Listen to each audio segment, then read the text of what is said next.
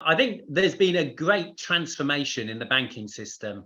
The way customers interact with banks, mostly mobile banking, the products and services offered by the bank and other third parties, and using information to offer customers targeted, smarter, more efficient, and more secure services. And core banking systems are the system of record.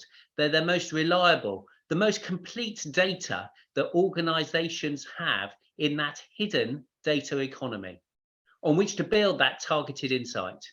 In Formula One, we help Red Bull make real-time race decisions using our high-performance compute cloud service. And that is the goal of the targeted insight.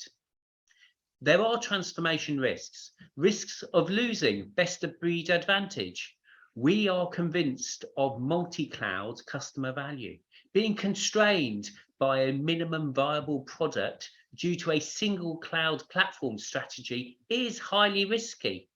And all clouds are not the same. So choosing a cloud platform that delivers deterministic performance for chatty applications and protects against chatty neighbors.